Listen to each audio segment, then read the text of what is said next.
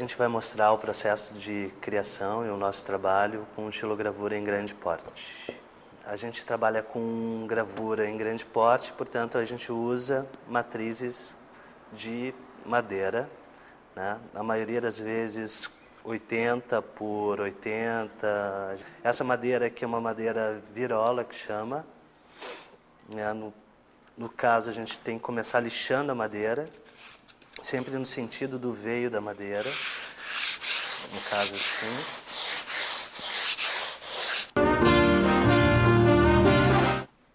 A gente passa a escova para tirar o pó, né, da lixa, que a lixa deixa. No caso dessa madeira aqui, ela é uma madeira bem macia, né? E de tão macia que é, a gente costuma passar uma goma arábica, uma goma laca, desculpa, que é essa aqui. Ela é uma goma laca que o pessoal chama de asa de barata, misturada com álcool. Que tu passando por cima da madeira, tu cria uma cola, como se fosse uma cola, né? Ela vai segurar mais o veio da madeira, portanto, quando tu passar a goiva, a faca, a lâmina, não vai sair tanto resíduo da madeira e vai garantir mais o teu desenho e o corte do teu desenho, né? Depois disso, a gente passa o desenho para a madeira, né? Na maioria das vezes, a gente faz direto, a lápis, né? Depois de um estudo.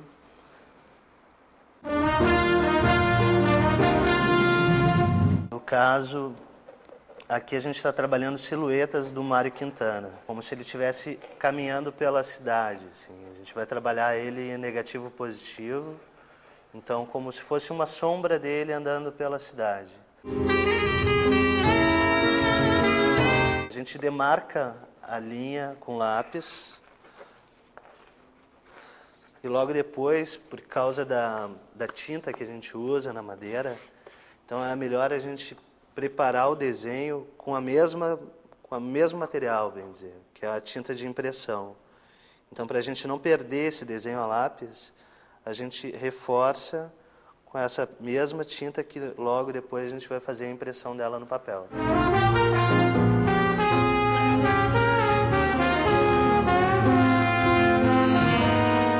Como o grupo é grande, muitas vezes a gente trabalha em horários diferentes, a gente se combina diferente aqui para cavar e a gente cava a mesma matriz ao mesmo tempo em mais de uma pessoa, 2, 3 pessoas. A gente delimita o que é branco e o que não é branco na madeira. Tipo, isso aqui é preto e isso é branco. A madeira ela tem um veio, ela tem um sentido no veio, né? Para o trabalho em grupo funcionar melhor, a gente tem que combinar o veio que a madeira segue e o desenho, qual a direção do desenho, né? Para não ficar tão diferente um trabalho do outro na composição total, né? Composição geral do desenho. Com as goivas, né? Que é um instrumento próprio para fazer xilogravura, de aço, tem uma lâmina na ponta. E tu vai cavar raso. Depende do corte, da profundidade do corte, tu consegue o branco mais branco e assim por diante. Se tu cavar mais raso, um cinza, digamos. Esse tipo de corte que vai dar o potencial da gravura da xilo, que é o veio da madeira. Aparece o veio da madeira, o corte da madeira. Tu não acha isso em nenhum outro tipo de gravura.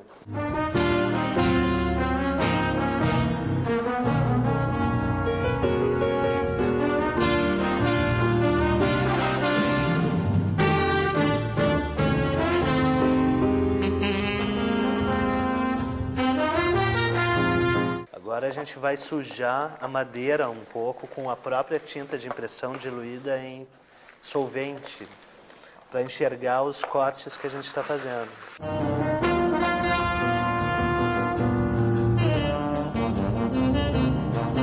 Depois desse processo aqui, a gente tem a finalização da imagem, né? No caso, nesse verso dessa matriz, a gente já tem aqui um pedaço da imagem do rosto do Mário Quintana, que foi dividido em 4 matrizes.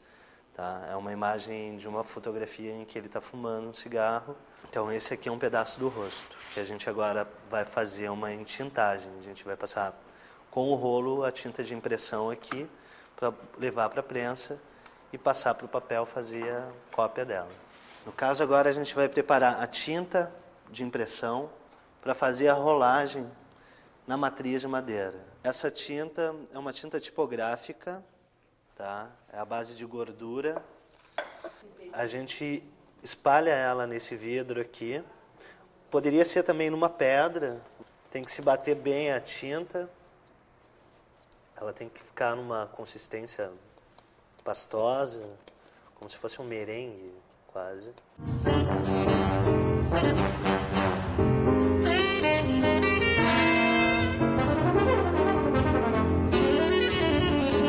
Tu estica a tinta no vidro.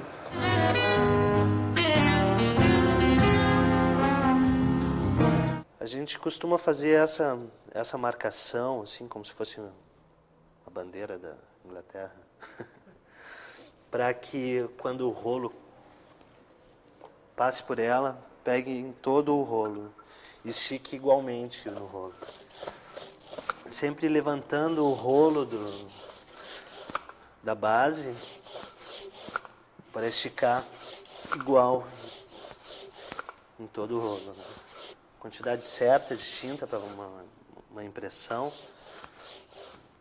se percebe no som da tinta, que a tinta faz quando corre o rolo. Pouca tinta, pouco som. Muita tinta, muito som. Então, o meio termo é o melhor. Né? No caso dessas matrizes que a gente tem trabalhado apenas com uma cor, que é preto. O máximo que a gente trabalhou com outra cor foi um prata. Mas dá para se trabalhar com várias tintas, várias cores, né?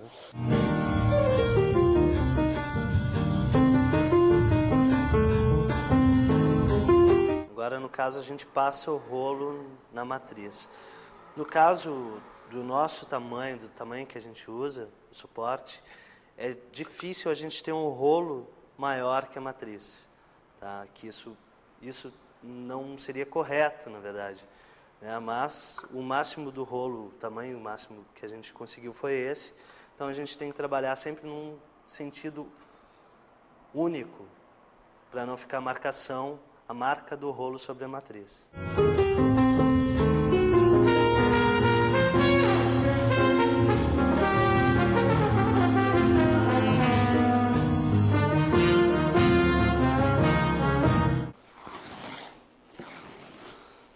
Agora a matriz está pronta para tirar uma cópia do papel, levar para a prensa